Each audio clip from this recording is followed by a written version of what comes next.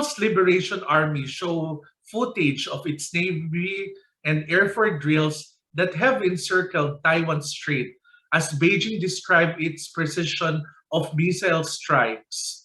This after the arrival of U.S. House Speaker Nancy Pelosi in Taipei. Let's bring in Dr. Satoru Nagao, non-resident fellow at Hudson Institute. Thanks for joining us this evening. Let's start the Global Affairs Insider.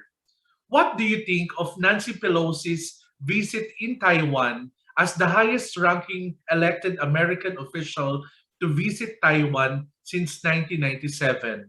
What geopolitical firestorm can happen amid the escalating tensions between US and China? Thank you very much for asking. Indeed, her visit was valuable. Once the number 3 of the U.S. government visit Taiwan, so more lower rank officials easy to visit Taiwan, I think. And indeed, this time China raised the tension and warning the Pelosi's visit again and again. But despite such kind of strong pressure from China, the U.S. officials visit Taiwan means that U.S. has shown strong will to support Taiwan. So this is very good, I think. But indeed, why such kind of situation has happened, in my opinion, indeed, this is one kind of the accident. Because attitude of the Biden administration, China believes that they can make the Biden administration persuade Ms. Pelosi to cancel the visit to Taiwan if China raises tension enough. So now, Ms. Pelosi has already visited Taiwan. China needs to prove its remarks is right. So that is why China is conducting the military exercises and escalate the situation. So, but in my opinion, China's military operation is demonstration to prove their remark is right. So this is not war. Thank you. U.S. House Speaker Nancy Pelosi stated that Taiwan's Relations Act as establishing a commitment to Taiwan's democracy and defense. However, do you think that this was a violation to One China policy as asserted by the Chinese Communist Party or CCP based in Beijing? Okay, look at the reality. Taiwan is an independent country, I think. So therefore, the U.S. respects China's One China policy, but this is not a reality. Reality is Taiwan is independent. So One China policy, U.S. respect, or Japan also respect, is respecting China's pride. But that's all. So if China demands more than respect, it is arrogant, I think. Look at the reality. That's my opinion.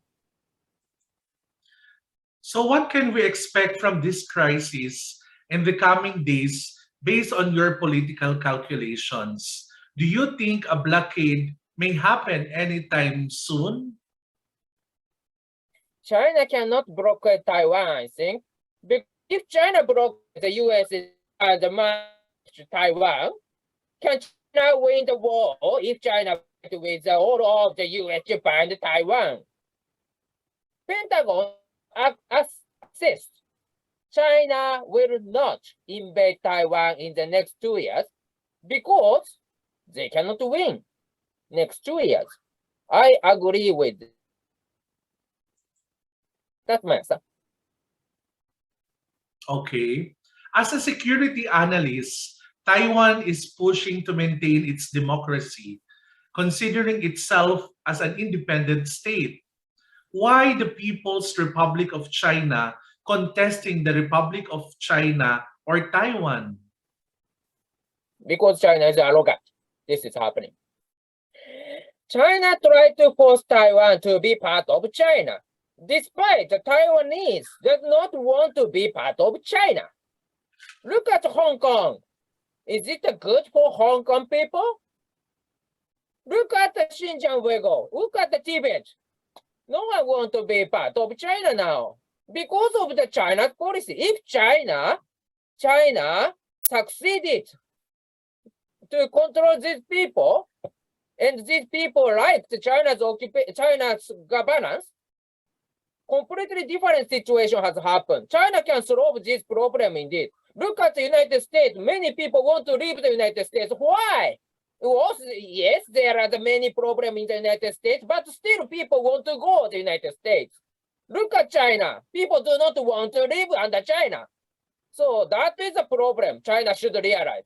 China can solve this kind of governance themselves inside of China. After that, they can try to persuade Taiwan. That's my opinion. So, having said all these things, how should the global community view this crisis between China and Taiwan? Is liberal democracy still relevant in today's global society? Yes, relevant, of course. Because I have already explained, I have already compared situation in China and situation in the United States. People want to live in the United States, but people do not want to live in China. So China is arrogant. And so that China must solve the problem themselves. After that, China try to persuade others. So under such kind of situation, the liberal democracy has still powerful.